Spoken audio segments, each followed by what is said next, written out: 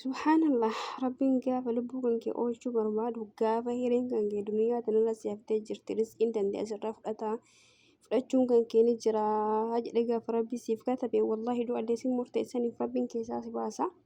Obboleettii teenya Laayilaan wallaalee hin jiru dhaloonni amma biyya namaa dhufe kan hoote malee dhaloonni duraanii akka guyyaa kun sirrii beeka. Laayilaan akkuma anabzii dalagachuudhaaf ka biyyarraa dhufte Itoophiyaarraa jechuudha. haa ta'u garuu rabbi subhaanahu wa ta'aalaa gaafa sitti mokkoruu barbaadu qanuma arge si mokkoraa ilmoo arabaa ka harkatti duute ilmoo arabaa erga harkatti duute boodatti obboleettiin teenya mana hidhaa seente jechuudha. Hundi keessanuu ni beektanii warri hin beekneedhaaf hidhaa erga seente waggaa 13 waggaa lamaan tana dura jechuudha. Amma waggaa 15 jechuudha. Waggaa kana keessatti duutitti murame jechuudha. Ilmoo harka duute arabni akka ajjeefamtuudhaaf kan gaafatame dubbii sun kaa deemee jaarsumarraa seerarraan deemeetiin gumaa akka kaffalamu gad deebi'e jechuudha. Gumaa isii hunda kaffalamee miliyoona kuma takka natti fakkaata ilaalma gonkuraa badha waggaa lama duraati. Kaffalame jechuudha. Miidiyaa magaalaa tiktookii magaalaa irratti maallaqa olii sabasabamee akka Itoophiyaatti kaffalame jechuudha. Maallaqni sun jechuudha. Gumaa irraa kaffalanii. Erga gumaa irraa kaffalame illee dubbii isii wal xaxee subhaanallah waggaa lama kan mana hidhaa turte. Yeroo dheeraa gaafate jechuudha. Walumaa galattuyyuu subhaanallah wallahi rabbiin gaafa hiree tante addunyaa tanarraa siif hambisaa jedhe akka isii kana seefii yookiin mormarraa darbamu ka'ee jala du'a jala si baasa rabbiin jechuudha. Haadhaaf abbaa isiititti rabbiin nagaa haa galchu. Obboleettiin teenya amma gara biyyaa akka deemaa jirtudha. Alhamdulillah summa alhamdulillah rabbiin giddii hin qabu jechuudha wallahi.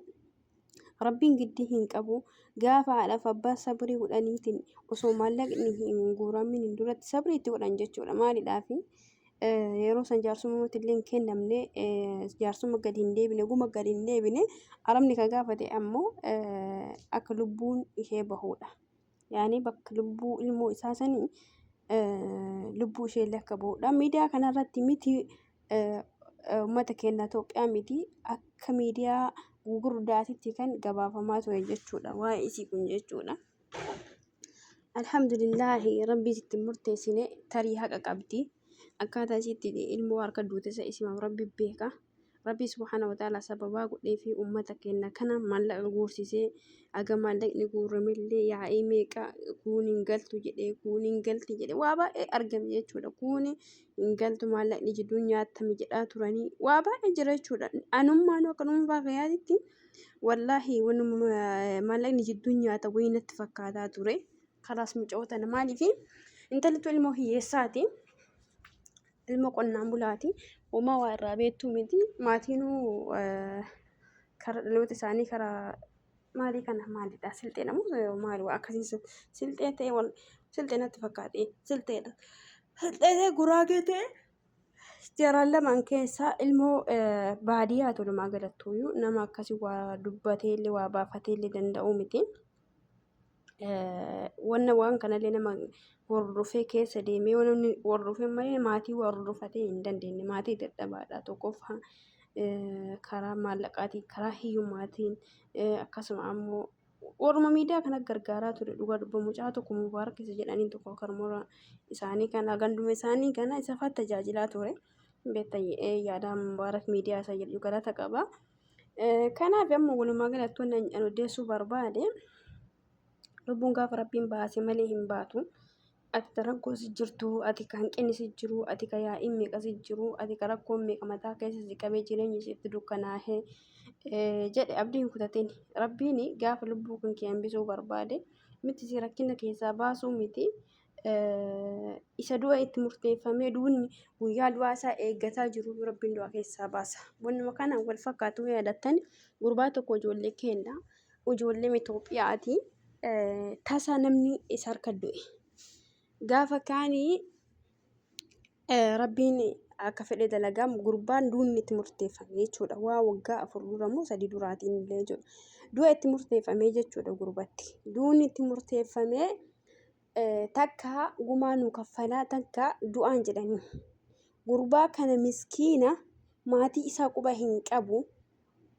Du'a itti murteeffamuu malee maatii eessa akka jiru hin beeku gurbaa kana hin jiraaf hin du'a hin beeku waggaa dheeraa kan mana hidhaa suudii kana keessa ture jechuudha. Achi booda rabbiin sun lubbuu mucaasaa oolchuuf jecha ka maatiin quba hin qabne maatiin du'e jedhee sabbaree jira. Maaliif karaa kana keessatti karaa Suudii fi Itoophiyaa deema kana keessa ijoolleen keenya lubbuu baay'ee baa waan ta'eef.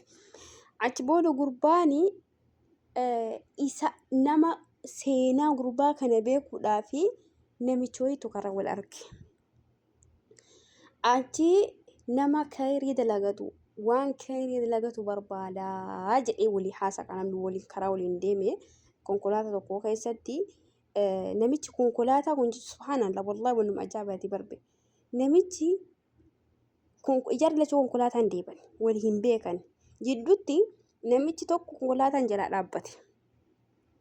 Karaarra argee fudhatee deemeen. Namni egaa konkolaataa tokko keessa jiraate waliin dubbataa miire waliin dudubbatan. Achi namichi seenaa gurbaa kennaa beeku kuni waan kana odeesse jechuun waliin haasa gurbaa tokko akkana ilma Abashaati. Namni harka du'ee namni maatii isaa quba hin qabu. Gurbaa kana nama lubbuu isaa baraaru fedha jedhee walii haasan ka nama gumaarraa kaffalu jechuudha. Achi gurbaan kun ammoo jechuun namichi Arabaa kun ammoo nama kana waan qunnamsiisi jedheen. Gurbaa warra Abashaa kana du'a itti murteessan kana waan qunnamsiisii jedheen. Seenaa dhugaati dhugaa rabbi waan kijibaa seenaa dhugam. Gaafa kaan karaa seeraatiidhaan wal qunnamsiise jechuudha. Akkuma namichi konkolaataa keessaan jedhe san seenaan gurbaa kenna mucaa Itoophiyaa kana seenaa dhugaati akkuma inni hime san taate jechuudha. Mucaan guyyaa eeggata guyyaa ajjeefamuuf. Guyyaa taa'ee eeggataa jira.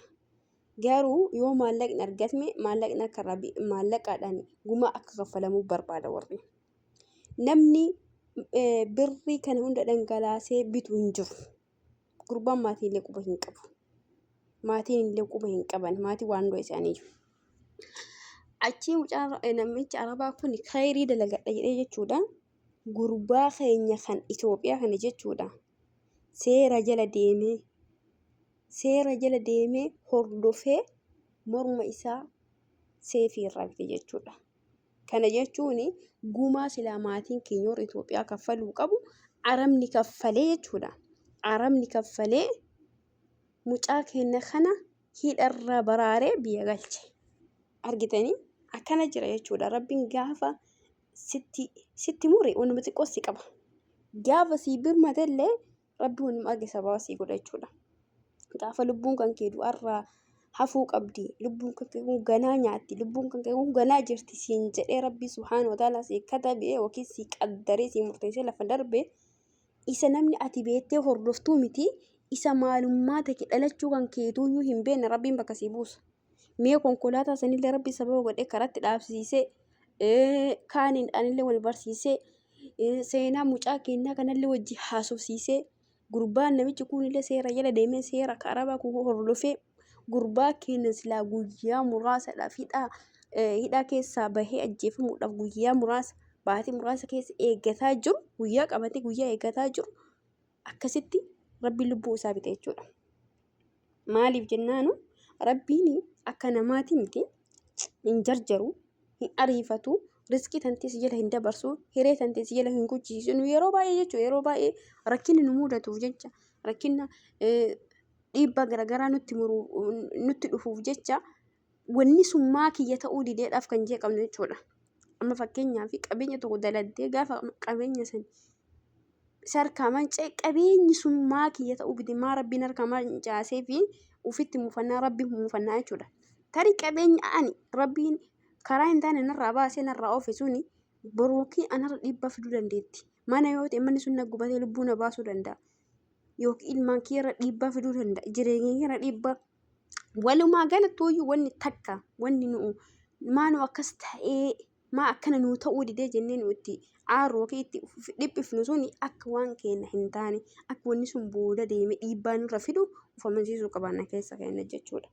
Kanaaf alhamdulillahi rabbil aalamiina rabbii waa hundaafuyyuu akka barbaade dalagaa akka barbaade hojjetaa eenyuun hin mari'atu eenyuun hin gargaarsifatu alhamdulillahi rabbil aalamiin galanni halkan guyyaaf illee isaaf haa ta'u isa nu uume nu guddisaa jiru jechuudha.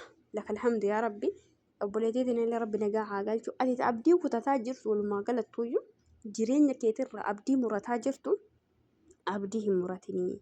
Yeroo qaba malee rakkinni hadhasi jiru dhiphinni hadhasi jiru furmaata argatuuf jira. Rabbi irratti hirkadhu, rabbiidha abdadhu, jireenya harkaa qabdu san jabeeffadhu jiraadhu. Miliyoona tokkoo si harka bade 100 koo qabaatte 100 katante santu kenkeeti waan ta'eef isa jabeeffadhu miliyoonni bor dhufti waan ta'eef. Kana jechuu barbaada turte.